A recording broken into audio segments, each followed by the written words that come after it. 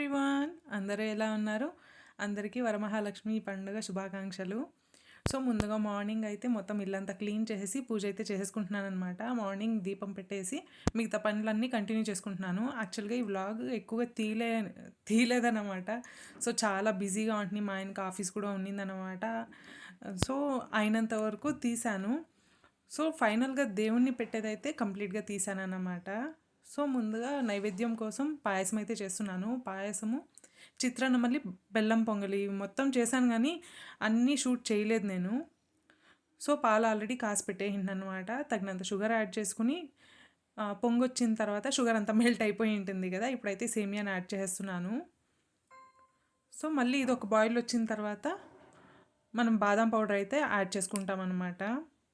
So చాలా simple ఈ పాయసం వచ్చేసరికి, బట్ చాలా అంటే చాలా టేస్టీగా ఉంటుంది.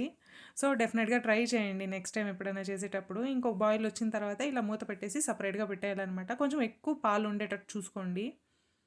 అండ్ ఇంకా చిత్రాన్నం అయితే చేస్తున్నాను. సో ఆనియన్ ఏమీ యూజ్ చేయట్లేదు అనమాట. మెయిన్గా ఈరోజు పండగ వేరే కదా, అందుకనేసి. సో శనగ్గింజలు, శనగబాడలు ఇవంతా ఫ్రై చేసుకున్న తర్వాత పచ్చిమిర్చి, పసుపు ఈ రెండు కూడా వేసేసుకోవాలి. ఇంకా కరివేపాకు, హింగు ఉంటే హింగు ఇవన్నీ కూడా వేసుకోవచ్చు. సో బెల్లం పొంగల్ వీడియో కూడా తీయలేదు నేను. సో దేవుని అంతా అలంకారం చేసిన తర్వాత దీపం అయితే పెట్టేస్తున్నాను. సో చాలా అంటే చాలా బిజీగా ఉన్నిందన్నమాట. సో మా ఆయనకు కూడా లీవ్ నింటే ఇంతోటి బిజీగా ఉండేది. బట్ సమ్హౌ ఇంకా వర్క్ ఉంటుంది కదా, సో అందుకనేసి నేను ఎక్కువ ఫిల్మ్ చేయలేదు. సో నేనైతే అమ్మవారిని ఇలా కూర్చోపెట్టానండి. మీకు ఎలా అనిపించింది అమ్మవారిని కూర్చోబెట్టింది, ఎంత చక్కగా ఉందనేసి అయితే కామెంట్లో మెన్షన్ చేసేయండి. సో ఇలాగనమాట నేను చేసుకునింది. నాకైతే చాలా హ్యాపీ అనిపించింది. Thank you so much for watching. Bye bye.